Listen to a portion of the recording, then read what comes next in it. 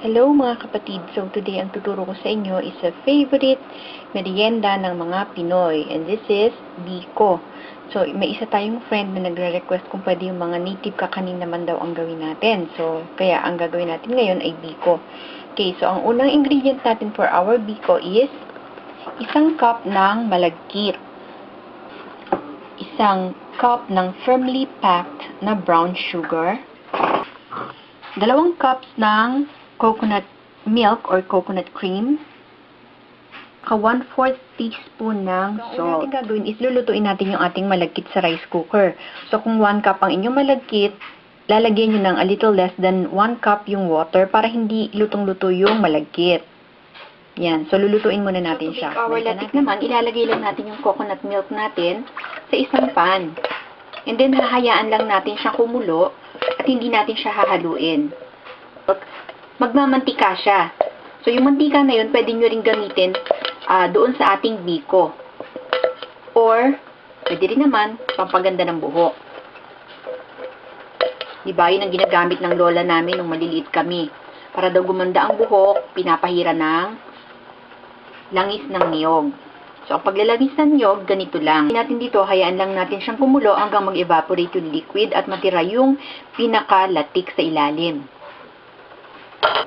Yan. So, ito yung ating gata. Hayaan lang natin siyang kumulo ng hindi hinahalo para mamuo siya. Yung ating gata na gagamitin sa biko, kailangan haluin natin ng haluin para hindi mamuo. Pero yung latik naman, the opposite. Kailangan wag natin siyang haluin para mamuo naman siya. Yan. So, ito na yung ating latik. Medyo nagmamanti-mantika siya at saka nagbubuo-buo na. So, medyo ngayon halu-haluin na natin para hindi naman manikit yung nasa ilalim o masunog. Pero hayaan pa siya natin mag-reduce hanggang talagang halos wala nang matira sa liquid niya. So, pwede na yung ating gatik. Set aside muna natin to hanggang maluto yung ating biko. Natin yung ating malagkit. Ipe-prepare naman natin yung ating gata. So, lalagay lang natin sa isang lutuan yung ating coconut milk. And then, ihahalo natin yung ating brown sugar. Mas mainam kung brown sugar ang gagawin niyo kasi parang may ibang lasa siya, may ibang flavor yung brown sugar kesa sa white sugar. Tsaka mas maganda yung kulay niya, medyo brown. Sama na rin natin yung ating salt. Yan, so hahaluin lang natin yung ating gata at hahayaan natin kumulo.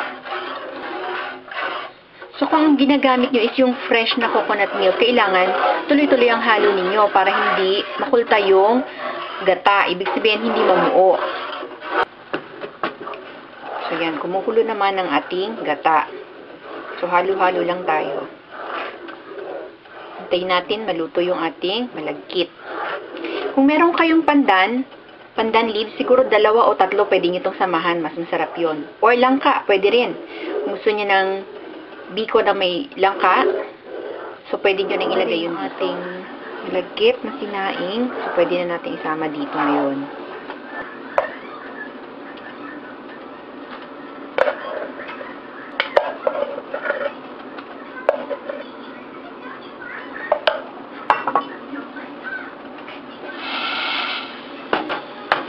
So hahaluin lang natin ang hahaluin hanggang maubos yung liquid.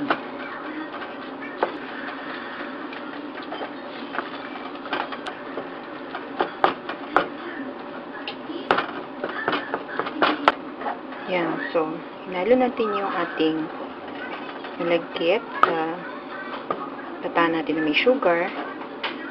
Ngayon, papa-evaporate lang natin yung liquid. Hahaluin lang natin siya ng hahaluin para hindi siya manikit sa ilalim liquid. Halo lang ng halo. Yan. So, kailangan natin siyang haluin ng haluin para hindi siya manikit sa ilalim. Or else, masusunog yung ating biko. Ang ganda, kung ang gagamitin nyo is yung teflon, kagaya nito, o teflon coated na pan, para hindi siya manikit.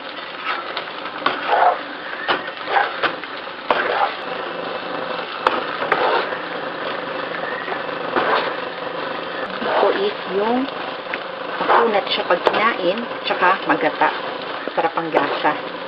Actually, yung nabibili sa mga tabi-tabi, konti niyang gata nun, tsaka hindi siya inim na lutuin. Kaya hindi masyado masarap.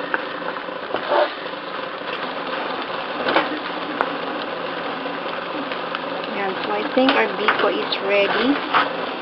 So, kaya natin ka lang. Medyo papalamigin lang natin siya ng konti bago natin siya ilagay sa plato. Yan. Medyo malamig na yung biko natin. Pwede na natin siyang ilagay sa lalagyan. So, since konti lang naman yung ginawa ko, kasya na siguro siya dito. First thing na gagawin natin is, lagyan natin siya ng oil ng ating latik. So, pahiran lang natin para hindi siya dumikit.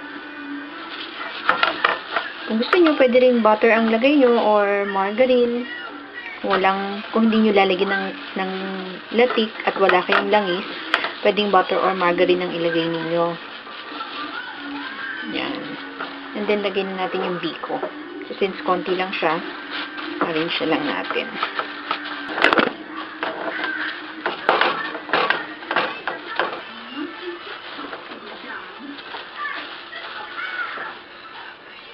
Yan. So, naayos na natin yung ating biko. Lalagyan naman natin siya ng latik sa ibabaw.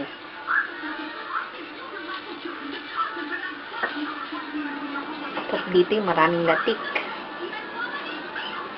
Medyo salain nyo lang siya. Tanggalin yung oil. Then, budbud nyo lang siya sa ibabaw.